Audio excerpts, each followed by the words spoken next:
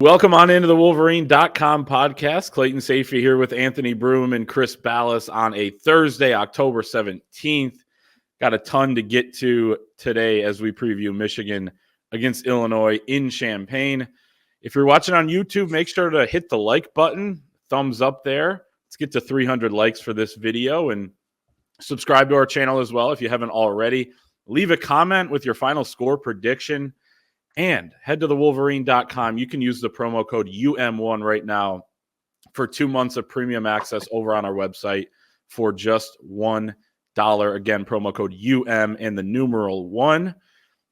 But we will get into Michigan against Illinois here, 3:30 on CBS at Memorial Stadium. Michigan 3.5-point favorite. Ranked on ranked matchup. The first one at Memorial Stadium since Michigan was the opponent. September 23rd, 2000, Michigan wins that game 35-31. But it's been 24 years since there's been a ranked-on-ranked game inside that stadium. Michigan leads the all-time series 72-23 with 2 ties. They've won 8 of the last 10, 11 of the last 13. Only 2 wins by Illinois this century have come with Rich Rodriguez as Michigan's head coach. I'm not sure if those count. If you look back at the record book, I think maybe they do, and Illinois will take them. But just crazy. And they've only played, this will be the 4th matchup since 2013. So they haven't played all that often. But Illinois pulling out all the stops, including their 1920s themed uniforms with the fake leather helmets. And I think we have a picture of them we'll show here. But pretty ugly, but I kind of like that they're wearing them. Something a little bit different. What do you guys think of these uniforms? And if you haven't seen them, Google them or go to the YouTube version here if you're listening, because we got them up on the screen here. Just another example of how throwback doesn't always mean it's a great idea. Remember the Bumblebee uniforms at Michigan State, and everybody liked them when they wore them at home, and yes, when Michigan did. But then all of a sudden you have these uniforms. They threw it on them at the last minute. They were too tight. It was a disaster, and then they got their ass kicked. So to me, this looks like a Pumpkinhead uniform. It looks stupid. I guess the Halloween theme is kind of nice, whatever, and everybody's going to be all gaga about it. But yeah, whatever it takes. They hate Michigan down there. There's going to be, I think the intangibles are in Illinois' favor. They've got, what is this, the 100th year or whatever of the stadium, and Red Grange Day and goofy uniforms. So this will add to it. But man, that's just a bad look in my opinion. I don't know. It's abhorrent. I'm offended looking at it. It's just chagrined. I'm chagrined. All of the above. These are terrible, and not to give away anything later in terms of picking the game, but I can't in good conscience pick Illinois to win this game wearing something like that. Awful, terrible. It hurts my eyes to even see it on the screen right now. What's crazy is how ahead of their time they were to have the Nike logo on there, though, back in the 20s. Knowing before Nike even existed. This is fantastic. Tell you what, trailblazers down there. Chris, you bring up a great point, though, about uniforms, where if you win the game and you're the team that has these crazy uniforms, you like them. Like the 2011 ones against Notre Dame, and then not so much when they swap to those, last second a year later against Michigan State, or later that year against Michigan State. So it is what it is. I think it'll make it more fun if you're Michigan, you beat them with them wearing these uniforms, but I think you'll take a win either way. And yes, it is the 100-year anniversary of their stadium. It's the 100-year and 1-day anniversary of Red Grange scoring 6 touchdowns on Michigan in a win in 1924. That meeting, both teams were defending national champions that year in 1924. They both split it in 1923. Michigan comes in this year, of course, as defending national champs. But Illinois comes in 5-1. They got wins over Eastern Illinois, Kansas, Central Michigan, Nebraska in overtime, Purdue in overtime. The one loss at Penn State, 21-17. So 2 overtime wins. The other 3 wins against teams with a combined 5-14 record. We will dive into Illinois here in just a second. But before we do, have to talk about our friends over at PrizePicks. It's the most fun way to enjoy watching sports. You can win up to 100 times your money this football season. You just select 2 or more players, pick more or less on their projected stats and place your entry. It's a great way to test your skills as a fan. It's simple and easy to play. You can make your picks and submit them in less than 20 seconds. And we have a special offer for you. Go to prizepicks.com or the PrizePicks app. Use the code Wolverine to receive a guaranteed $50 once you play $5 in lineups. I got some picks this week. I grudge pick against Stephen Kwan, outfielder for the Cleveland Guardians. Less than 1.5 hits, RBIs, and runs. And Spencer Rattler tonight for the New Orleans Saints, less than 184.5 passing yards against really good Broncos defense. But sign up today. Get $50 instantly when you play $5. You don't even need to win to receive the $50 bonus. It is guaranteed as long as you use the promo code Wolverine. So check out PrizePicks. It's daily fantasy sports made easy. Let's start with the Michigan offense going up against an Illinois defense that has done pretty well this season against not great competition outside of the Penn State game, but it's officially Jack Tuttle's first start. I feel like we've been talking about it for a while because of the 2 weeks in between games. But what do you guys expect from Michigan's third starting quarterback of the season here, heading into his first start since a couple years ago at Indiana? I feel better about the offense with Jack Tuttle there than I have all season. This guy looked the part of a guy who had played the position before in that environment at Washington to lead 3 straight scoring drives. And I understand that he had a couple turnovers late. The fumble might have just been the guy hadn't been hitting forever, right? And he'd been hurt. So the interception was a bad throw. But I'm willing to give him the benefit of the doubt that we aren't going to see that again from him. And he looked confident. He looked poised. He looked like a 7th-year senior, right? So I think they will move the ball a little bit better down there. A lot of it's going to depend on what he gets from his offensive line. A lot of it's going to depend on what he gets from his receivers getting open.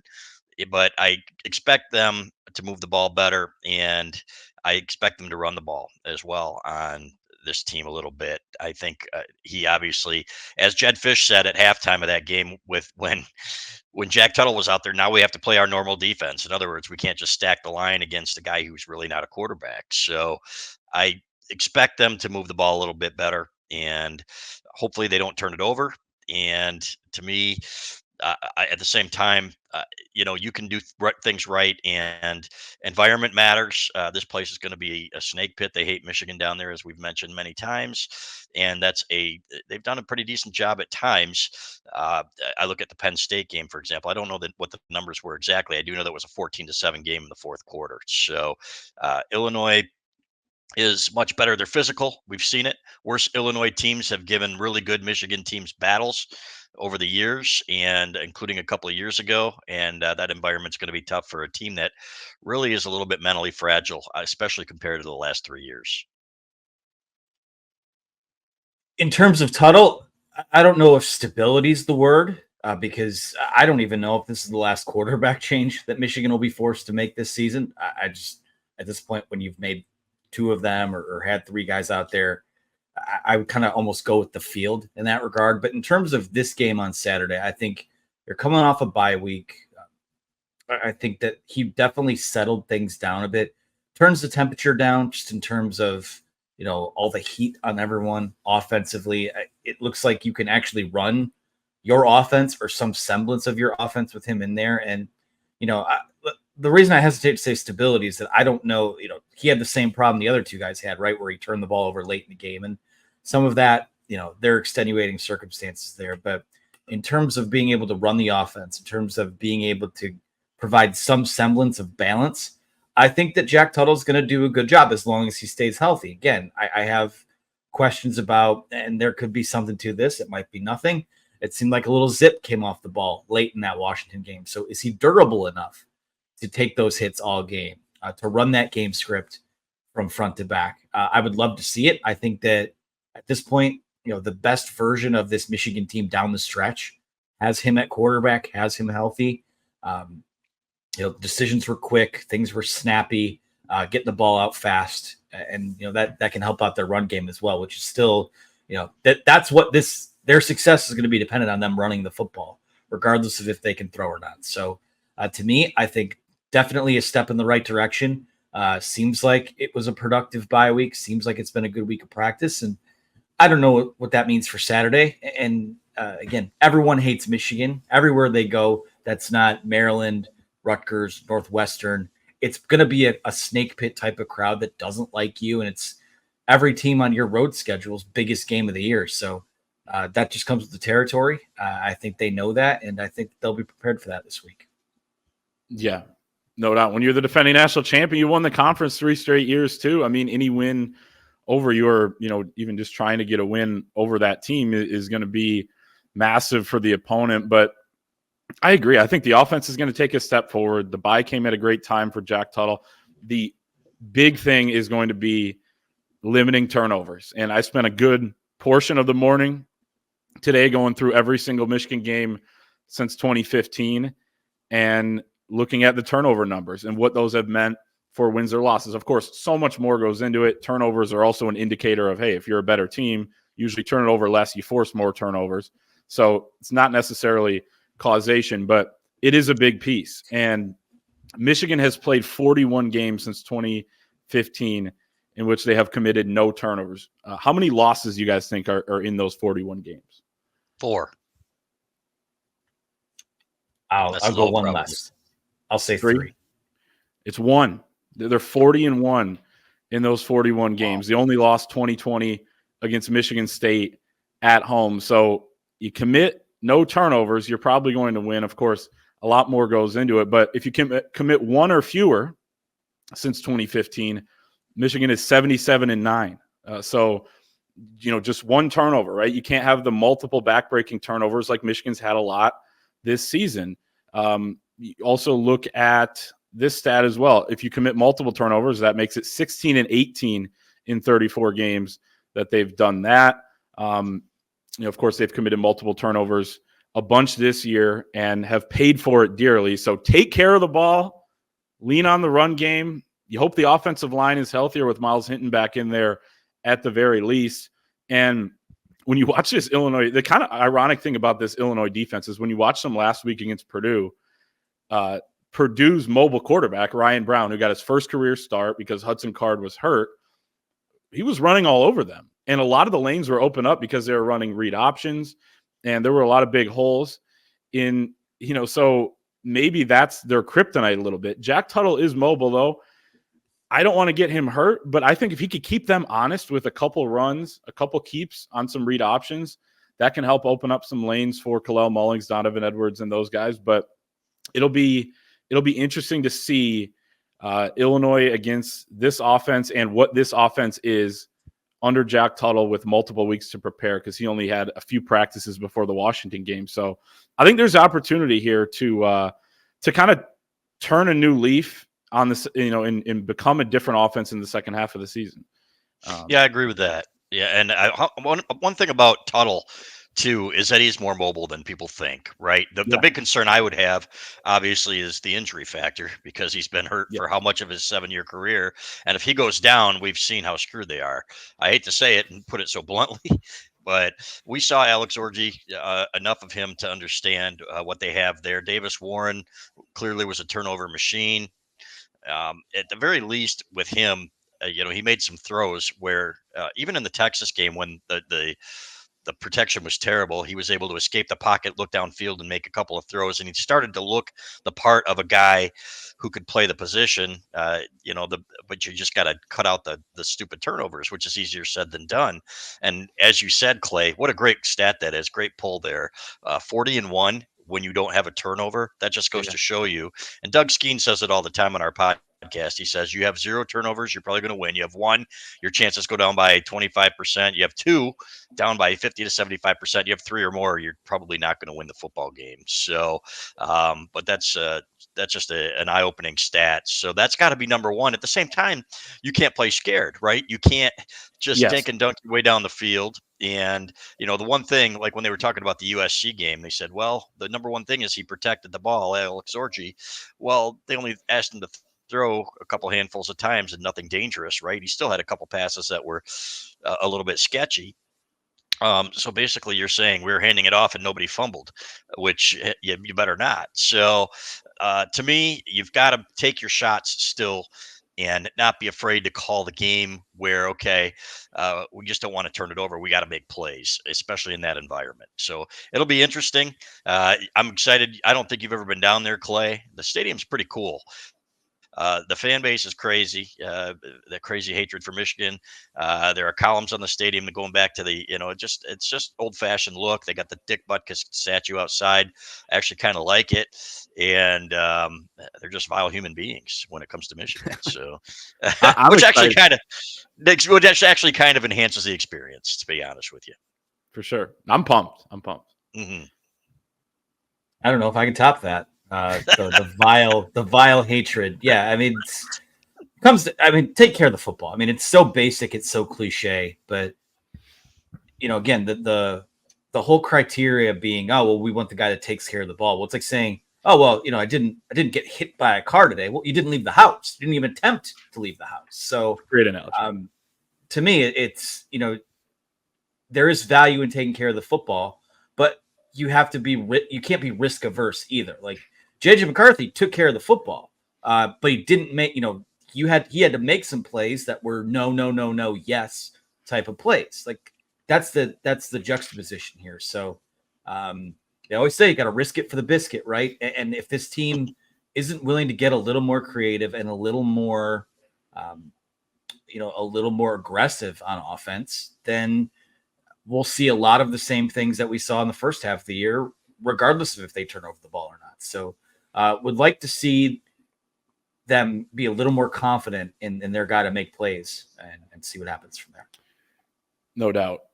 Let's flip it over to the Michigan defense going up against this Illinois offense. And CB, you mentioned the game Illinois-Penn State, 14-7 in the fourth quarter.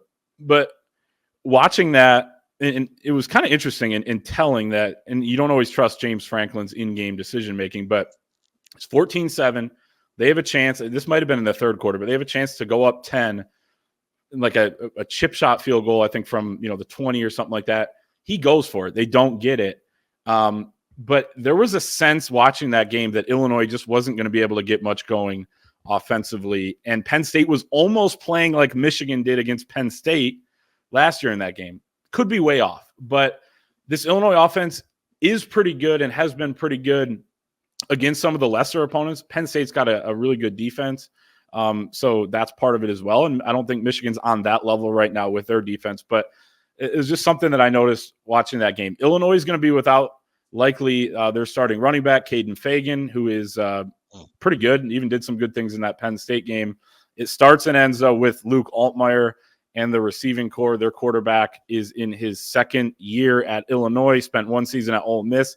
Really rough season last year. He lost his starting job at the end of the year. He was hurt as well. I believe had a concussion, turned the ball over 13 times compared to 13 touchdowns. Now he has 14 touchdown passes and one interception came in that Penn State game.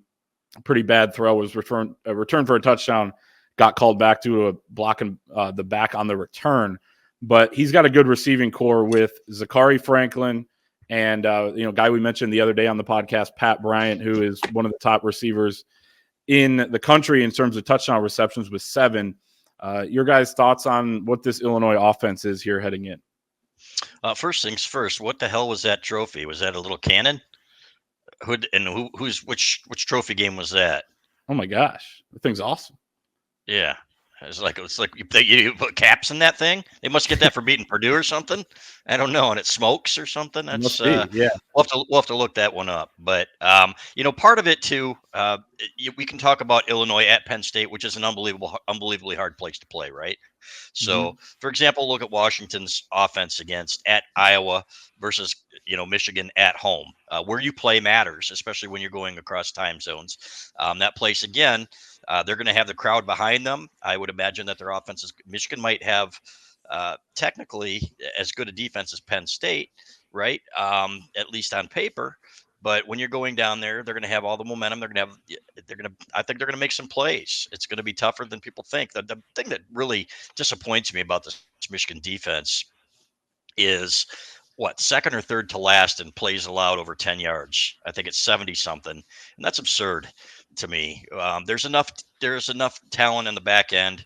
that they should be better than that, especially with the front four that Michigan has and some of the pressure that they've been getting. They need to scheme better. The guys need to be coached better, and they need to play better, flat out. And that's what concerns me. This is a solid enough quarterback. He's improved enough with that receiving core that they can do some damage against Michigan, and I expect them to. So the one thing you can't have, guys, and the one thing they need to do a better job of is keeping teams out of the end zone. They are not doing a good enough job holding teams to field goals. Number one. Number two, they can't give up the big play in the passing game. We saw Makari Page let Giles Jackson get behind him, for example. Teams are picking on Jair Hill. They might have to give him some help. Hopefully Amir Hall will be back, and if Jair is struggling, you can put him in there and he can do a decent job, because it's been hit or miss with him. Other than the USC game, there have been games that just about everybody's been picking on him. He should be better than he is. So, and that's up to Lamar Morgan and everybody else to get the most out of him, and for him to play with confidence. So, but that's what worries me, is the short passing game. I don't think anybody's going to run on this Michigan team, and I don't think a lot of teams are going to try, frankly, unless it's maybe Aiden Childs and Michigan State at quarterback. If you've got a mobile quarterback or somebody who can run, I think teams are going to understand that their best opportunity is the passing game, and unfortunately, it's proven to be correct too often. Well, what did we just talk about in the last segment about, the quarterback position and taking risks, but also taking care of the football?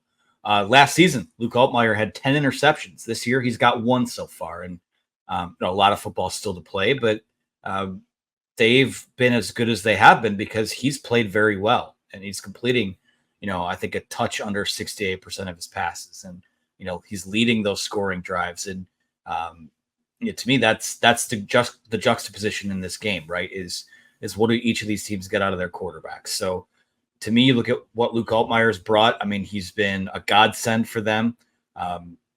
You look physically in the trenches.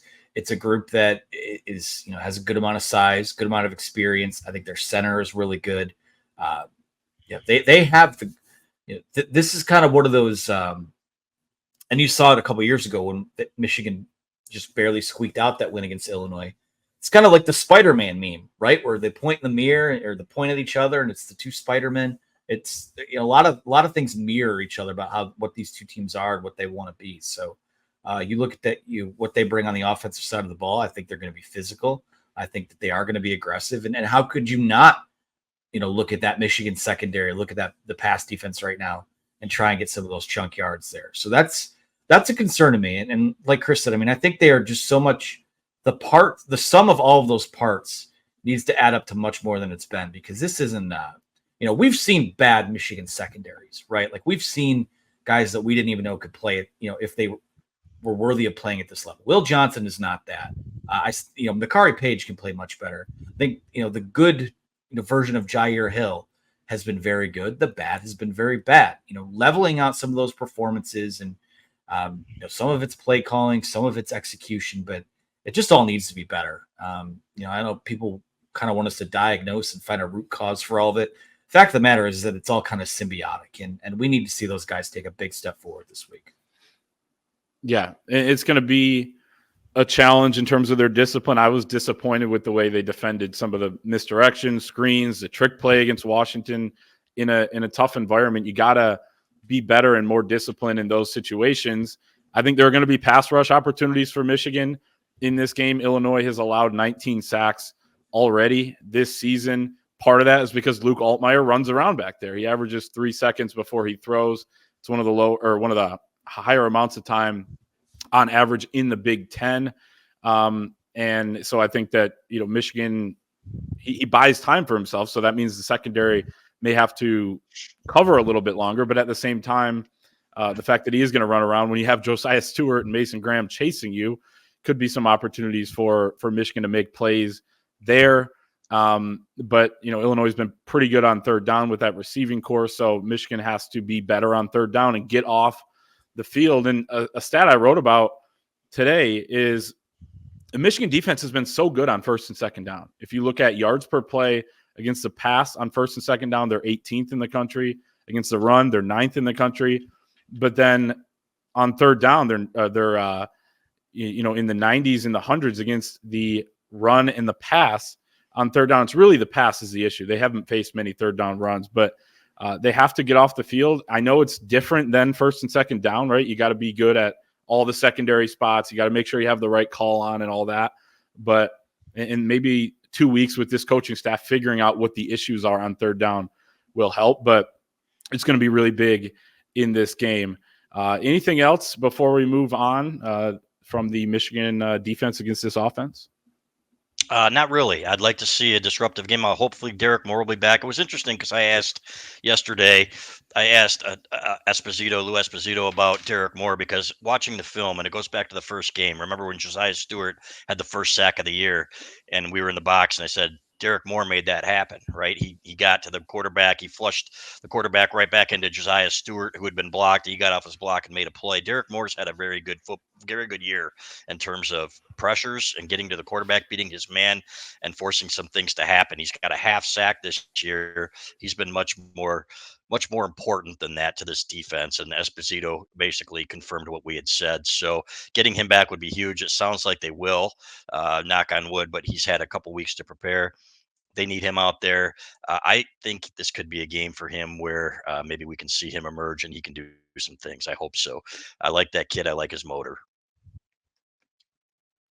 Nothing else to add here. Yeah, D Moore, 16 pressures, only 3 less than Josiah Stewart. So it's just the sacks that haven't gotten there. But like you said, he's impacting a lot of the sacks. And it might be frustrating, right? If you're a defensive lineman, you're not quite getting the numbers. I know they've talked about in the past and been pretty open about that, right? They want to be, kind of even it out and get everybody with some sacks. But if the defensive line is getting a lot of sacks like Michigan's is so far this season, and the pressure rate is really high, then I think they're happy with that, and he's a big part of it. Yeah, TJ Guy's done a good job last 2 weeks stepping in as a starter, but he's not Derek Moore or Josiah Stewart. So that's a great point. I think getting him back would be huge. He did travel to Washington, and Sharon Moore said after the game that he tried to play. He didn't dress. So I'm guessing, Friday when they traveled, okay, maybe there's a chance. That's a good sign. That was a couple weeks ago. So he should have a good chance to play in this one. Let's get to our predictions here for Michigan and Illinois. But before we do, have to talk about our friends over at Gametime, the exclusive ticketing partner of the Wolverine podcast. It is the easiest way to get tickets to the biggest games, concerts, or shows. The app is super easy to use. They got all sorts of events on there. You can see a picture of what your view is going to look like from your potential seats before you purchase. Used it at a Tigers game earlier this year.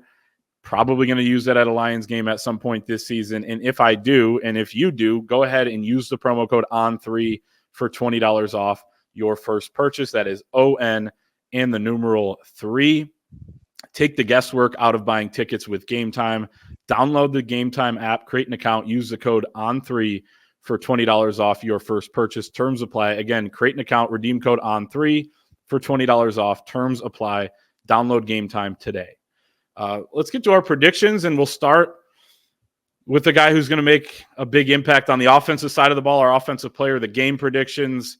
What do you guys have? Kalel Mullings. I think they're going to run him a lot. I think he's going to be, he's going to get over 100 yards, and I think he's going to be a reason that Michigan has a good chance to win this game. So I expect Jack Tuttle to have a good game down there. I really do. But I think Kalel Mullings will be the guy that makes or breaks it. And Jack Tuttle being out there with a threat of a passing game will certainly help this offense. I'm going to go with Colston Loveland. I think we still, he's been their most productive guy through the air by far, but we still haven't quite had a game where you're like, oh boy, there's Colston Loveland. I think that game is on Saturday. It's amazing that he is their leading receiver by a lot. He missed a game. He hasn't been 100% for some other games. I'm going with Colston Loveland as well. I think him coming off the bye, being a little bit more healthy, is going to be just a reliable target for Jack Tuttle. I'll start off with defensive player of the game. I have Josiah Stewart, who's been newly named a captain, by the way. Congrats to him, and well-deserved. It's good to have two captains on the field on the defense. Rod Moore does his part from the sideline, but I'm going to go with Josiah Stewart in his first game as a Michigan captain. By the way, I asked Chad Shepard of Michigan about this yesterday. He may be the only Michigan captain in history to have not started his college football career at Michigan. So, of course, this is going to happen more and more across college football with transfers. The only other one they know about is 1997 Eric Mays, who was enrolled at Xavier College in Louisiana before he played football at Michigan, but they don't have a football team down there at Xavier College. So stat of the day, I guess, but congrats to Josiah Stewart. He's my defensive player of the game. Did they have captains back in the 40s and stuff during the war? Because there was a lot of transferring going on back then. So we need to look that up. We'll get Shep on that. We'll get young Shep on that. By the way, the Shepard family are fantastic people, man. Matt Shepard, Chad Shepard, great stock there. That whole family's fantastic. But I'm going to go defensively with Mason Graham. I think Mason Graham is going to be a disruptive force and is going to be one of those guys that those guys don't often impact games like on where you can see it happening. He's the one guy who can. I think we're going to see that on Saturday again, and I'm going to stick with him. He's gotten me a lot of. He's done some good work for me when I've picked him in the past. I'm going to go with him again. Hard to pick against those guys. I'll go with the guy that we just kind of talked up for a couple minutes there. I'll go with Derek Moore. Feels like the sacks are going to kind of come in bunches if he's on the field. So excited to see what he's able to do. I got Derek Moore as my X factor for a lot of the reasons we've talked about already, but I think having him back is going to be a big boost for what's already been a really good defensive line. But who do you guys think is going to be the X factor in this game that could turn the tide? Derek Moore, and yep, he's the guy that I talked about and brought up before we even did our player of the game. So I think he's going to be back and play with a vengeance. I would love to see him emerge and get a couple sacks on Saturday. X factor. I'm going to go with Fred Moore through the air, looking for a wide receiver to still kind of emerge. I just kind of like the work that he's put in behind the scenes, and I think that at some point he's going to have a breakout this year. Okay, there you have it. Now, final scores. I can start with Michigan 30, Illinois 17. Might be a little high scoring. I know that would hit the over, but I think Michigan wins this one by a couple scores. I think that that Illinois is, Red Grange ain't walking through that door. It's a whole new time here. I don't think Red Grange would the 1920s version would help this team very much anyway, to be honest with you. But I went with my heart against Washington. You guys, I said that. I didn't think they were going to win out there. They didn't win out there. And I don't think they're going to win on Saturday. I just don't think, speaking to people close to it, this team is going to have a hard time winning on the road in that environment, all the intangibles. I don't necessarily think Illinois is a better team, but I think that they have a good chance to win this football game. And I think that just the Michigan team kind of is what it is at this point. And I like Illinois 23-20. I'm going with my heart and my head here. I think that Michigan wins this game late on a Dominic Savada field goal, kind of mirror image of what that game was a couple years ago when they played at Ann Arbor. A little bit higher scoring, though. I have Michigan winning 24-23. Just feels like the bye week, the quarterback change. So many things have gone against them all season. Finally, I felt like that was the perfect mixture of getting settled down, getting a guy healthy and reintegrated back into the offense at quarterback. And I think that, hey, you just got to win by one or more, right, Clayton? So I go Michigan 24, Illinois 23. Hey, you win by one or more, they all count the same. And then you move on to Michigan State. That would be fantastic and a huge boost for this Michigan team beginning of the second half of the season. Let's move into No Man Knows the Future. We'll pick 3 week 8. Is it week 8 college football games, which is crazy to say that we're already there. But we'll start with one in the Big Ten, got 2 in the SEC, but Nebraska at Indiana is the big noon game, believe it or not, at Indiana. Indiana 6.5-point favorite, over under 50.5. I'm going Nebraska. I kind of want to be early on I love Kurt Signetti. I was the first one to actually like this guy, but at least from our podcast. But I kind of want to be early on the Indiana hasn't played anyone. Indiana's overrated train. So give me the Cornhuskers on the road, I guess. Yeah, I still think he's a clown, but he's a pretty good coach for a clown. So, and you know what? The funniest part about the big noon thing is that they aren't even there for Nebraska. They're there for Indiana. They're undefeated and they're playing good football. And this guy's a good football coach. Google him. He wins, So, and I like Indiana. I think Indiana is for real. I bet there'll be a lot of Nebraska in that stadium. I will add that our producer Megan didn't give me any help this week, so I'm not real confident with this pick. but I will go with the Hoosiers. I will also go with the Hoosiers. I saw it. The I win Google Me thing. Signetti was asked about it this week on one of the shows. He's like, listen, I was at the end of a day where I'd heard all day people ask me, how are you going to do this in Indiana? How are you going to do this in Indiana? He's like, I was just exhausted. That's the first thing. He's like, you know what? I win. Google Me. Adds to the legend. I think Coach Sig gets a 2-score win on Saturday. It was a great quote. And yeah, he was doing a lot of shows today. He was on Andy Staples and Ari Wasserman.